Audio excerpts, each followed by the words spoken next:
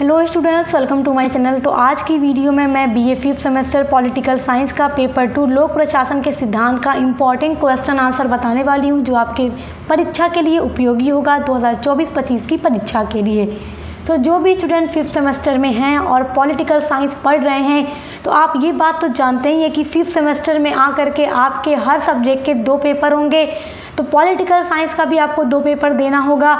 Political science के paper 1 की class channel पे चल रही हैं और वीडियोस लगातार चैनल पे अपलोड हो रही हैं। लिंक मैं दे दूंगी आपको इसी वीडियो के डिस्क्रिप्शन बॉक्स में उसकी प्लेलिस्ट का। और आज की वीडियो में हम आपके पॉलिटिकल साइंस के पेपर 2 है आपका लोक प्रशासन के सिद्धांत, इसका इम्पॉर्टेंट क्वेश्चन आंसर देखेंगे जो आपके एग्ज़ाम में 100% आएगा। तो आपका एग्ज़ाम होने वाला है, तो आप इस वीडियो को पूरा एंड तक देखिएगा। और ऐसी ही वीडियोस मैं आपको और प्रोवाइड करूंगी और हर सब्जेक्ट की वीडियो प्रोवाइड करूंगी। तो इसलिए चैनल के साथ जुड़े रहिए और अच्छे से पढ़ाई करते रहिए। तो पहला क्वेश्चन है आपका, लोक प्रशासन की परिभाषा दीजिए। ये क्वेश्चन बहुत इंपॉर्टेंट है। लोक प्रशासन तो आपका सब्जेक्ट ही है, तो लोक प्रशासन है क्या चीज़? सबसे पहले तो आपको यही पता होना चाहिए, आपको इसका अर्थ पता होना चाहिए, इसकी परिभाषा पता होनी चाहिए, ताकि जब एग्ज़ाम में ये क्वेश्चन आपसे पूछे तो आप इसको लिख सकें, क्योंकि ये आपका सबसे इम्पॉर्टेंट क्वेश्चन है और आपके पेपर में ये आपका पहला क्वेश्चन भी हो सकता है। लोक प्रशासन 2 शब्दों से मिलकर बना है, लोक प्लस प्रशासन। तो प्रशासन जो शब्द है उसका अंग्रेजी में एडमिनिस्ट्रेशन कहते हैं। क्या कहते हैं? एडमिनिस्ट्रेशन। तो प्रशासन शब्द अंग्रेजी के एडमिनिस्ट्रेशन का हिंदी रूपांतरण है, जिसका अर्थ होता है प्रबंध करना। लोक प्रशासन का अर्थ लोगों के लिए प्रबंध करना है और प्रशासन में शासन तथा सेवा दोनों का भाव पाया जाता है। जैसे कि सारी चीज़ों का प्रबंध करना, सेवा, शासन, सभी का प्रबंध करना प्रशासन होता है। देखिए, वुडरो विल्सन के अनुसार कानून का वृहद एवं संगठित अध्ययन ही लोक प्रशासन होता है। ये बहुत ही छोटी और अच्छी डेफिनेशन है, आप इसको लिख लीजिएगा, आप एग्ज़ाम में इसको ज़रूर लिखिएगा। देखिए, आपका दूसरा इम्पॉर्टेंट क्वेश्चन है विकास प्रशासन। तो विकास प्रशासन क्या है? तो आपको इन सभी के बारे में अच्छे से पता होना चाहिए। देखिए, विकास प्रशासन एक गतिशील एवं परिवर्तनशील अवधारणा होती है जो समाज में आर्थिक, सामाजिक एवं राजनीतिक परिवर्तन लाने के लिए प्रयत्नशील होती है। इसमें विकास के कार्यक्रमों को प्राथमिकता भी दी जाती है और आज विश्व के देश विकास के कार्यों में लगे हुए हैं, क्योंकि हर देश लगा हुआ है विकास में। अतः उन कार्यों को संपन्न करने के लिए विकास प्रशासन की आवश्यकता होती है, तभी तो वो विकास कर पाएंगे, अपने कार्यों को संपन्न कर पाएंगे। तो वही विकास प्रशासन होता है। आपका नेक्स्ट इम्पॉर्टेंट क्वेश्चन है संगठन की परिभाषा दीजिए। ये भी आपका वेरी इंपॉर्टेंट क्वेश्चन है। आज की वीडियो में मैंने वही क्वेश्चन इंक्लूड किया है जो आपके एग्ज़ाम में 100% पूछे जाएंगे और जिनके आने के पूरे चांसेस हैं। तो देखिए, संगठन क्या होता है? जब किसी लक्ष्य की प्राप्ति के लिए अनेक लोग एक साथ मिलते हैं और एक ऑर्गेनाइजेशन बनाते हैं और मिलकर उसमें काम करते हैं, तो उनके कार्यों में किसी न किसी प्रकार का विशेषीकरण अनिवार्य हो जाता है। संगठन ऐसे मनुष्य के समूह का नाम है जिनके कर्तव्य एवं उत्तरदायित्व स्पष्ट एवं सुनिश्चित उद्देश्य होते हैं। सभी के अपने अपने रिस्पॉन्सिबिलिटी होती है कि तुम्हें ये काम करना है। जितने लोग मिलकर संगठन बनाते हैं किसी लक्ष्य को प्राप्त करने के लिए, उनका एक निश्चित उद्देश्य होता है जिसके उन उद्देश्यों को पूरा करके वो अपने लक्ष्य की प्राप्ति करते हैं। सभी के कुछ कर्तव्य होते हैं, उत्तरदायित्व होते हैं। तो ये चीज़ें आपको लिखनी होंगी और ये तो बहुत आसान सा है। देखिए, लूथर गुलिक ने एक परिभाषा दी है संगठन पर। उन्होंने लिखा है कि सत्ता की औपचारिक व्यवस्था का नाम क्या है? संगठन है। तो याद रखिएगा, छोटी छोटी ही परिभाषाएं मैंने आपको दे रखी है यहाँ पे, ताकि आप उनको आसानी से याद कर लें। अब देखिए, आपका अगला क्वेश्चन है हस्तांतरण क्या है? क्या है हस्तांतरण? देखिए, उच्च अधिकारी जब अपने अधीनस्थ अधिकारियों को अपने उत्तरदायित्व एवं अधिकार सौंप देता है तो उसे क्या कहते हैं? हस्तांतरण कहते हैं। क्योंकि देखिए, जो बहुत ऊंचे ऊंचे अधिकारी होते हैं तो उनके अंडर में जितने अधिकारी होते हैं तो वो उन सभी के ऊपर अपने जो काम होते हैं, अधिकार होते हैं, सौंप देते हैं। तो वो क्या कहलाता है कि हस्तांतरण कर दिया।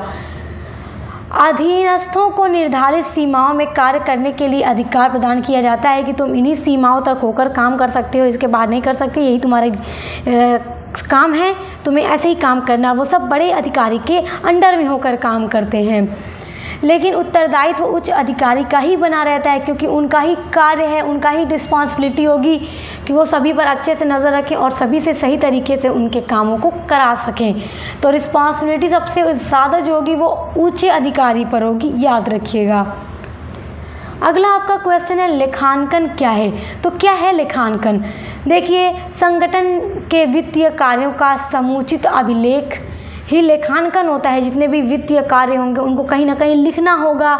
इसमें वित्तीय वर्ष के आय व्यय का ब्यौरा होता है कि एक साल के अंदर कितना खर्चा हुआ, कितनी आय व्यय, क्या सारी चीज़ें हुई, उन सभी को लिखा जाता है। पूरा समझ लीजिए। राज्य की वित्तीय स्थिति तथा उन संक्रियाओं से संबंधित तथ्यों को शीघ्रता से निर्मित करने एवं स्पष्ट रूप से प्रस्तुत करने की विधा को ही लेखांकन कहा जाता है। अब देखिए, पूरे वित्तीय वर्ष में कितना खर्चा हुआ, कितने आय व्यय हुए, उनका पूरा लेखा किया जाएगा। तभी तो एक निश्चित डेट को जिस दिन उसको पेश करना होगा तो पूरा डे बाय डे सारी चीज़ें दिखेंगी कि इस डेट में ये खर्च हुआ, इस डेट में ये हुआ, तो उसी को लेखांकन कहा जाता है। अगला क्वेश्चन देखिए, बड़ा इंपॉर्टेंट ये क्वेश्चन है, आपकी परीक्षा के दृष्टि से 100% पूछा जाएगा आपसे। संसद में शून्यकाल क्या है? शून्यकाल है क्या चीज़? देखिए, संसद के अधिवेशन में प्रतिदिन प्रारंभ का समय प्रश्नकाल का होता है और प्रश्नकाल समाप्त होने के बाद ही 1 घंटे का जो समय होता है वो शून्यकाल का होता है। शून्यकाल के समय का संसद में विशेष महत्व होता है, क्योंकि देखिए, इस समय कोई विशेष मुद्दा चर्चा के लिए नहीं होता। इस समय कोई मुद्दा नहीं होता जिस पे चर्चा की जाए।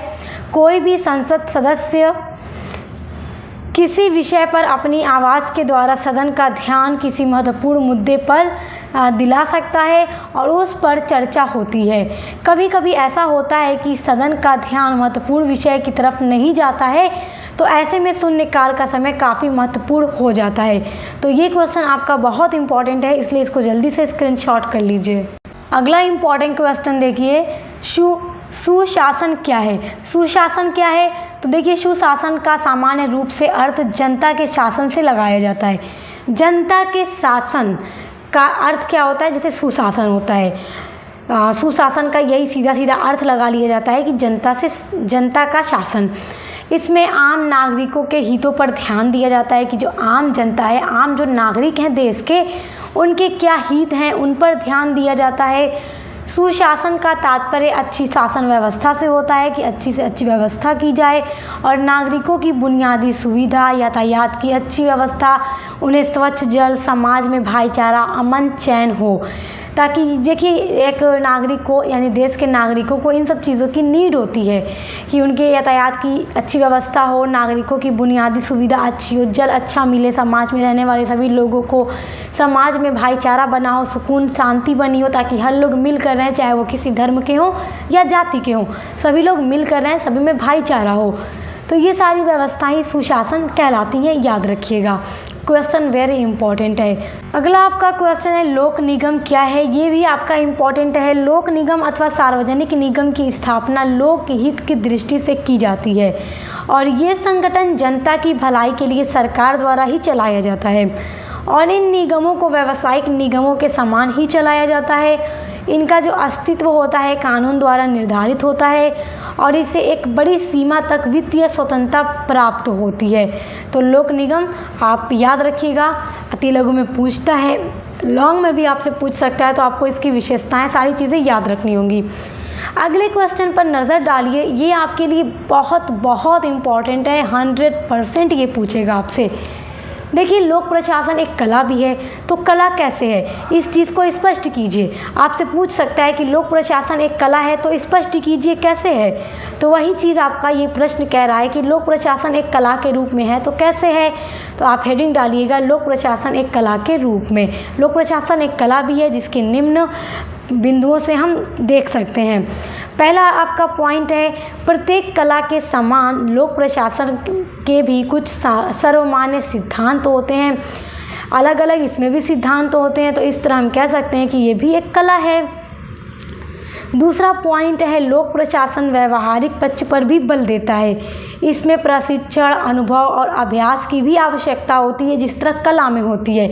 तो इस तरह हम कह सकते हैं कि ये कला है, क्योंकि इसमें प्रशिक्षण, अनुभव की भी ज़रूरत होती है, अभ्यास की भी ज़रूरत होती है। तो ये कला है। तीसरा बिंदु है आपका, यानी तीसरा पॉइंट है, विकास की प्रक्रिया की दृष्टि से लोक प्रशासन एक कला है, क्योंकि यह विकास के क्रम में अभी भी चल रहा है, लगातार इसमें विकास हो रहा है। चौथा पॉइंट है, सिद्धांतों की अपेक्षा व्यावहारिक पक्ष पर अधिक बल दिए जाने के कारण भी लोक प्रशासन एक कला ही है। तो ये 4 बिंदुओं से स्पष्ट होता है कि लोक प्रशासन एक कला है। तो आज की वीडियो में बताए गए प्रश्नों को अच्छे से तैयार कर लीजिएगा, एग्जाम के लिए वेरी इंपॉर्टेंट हैं। और अदर जो भी सब्जेक्ट आप ले रखे हैं 5th सेमेस्टर में, तो उसके लिए भी सक्सेस मास्टर पॉइंट पर ज़रूर विजिट कीजिएगा, क्योंकि यहाँ पर आपकी पूरे क्लास कराई जाती है हर सब्जेक्ट की। तो अच्छे से पढ़ाई करने के लिए अपने BA की सक्सेस मास्टर पॉइंट के साथ जुड़े रहिए। Best of luck. अब मिलते हैं नेक्स्ट वीडियो के साथ।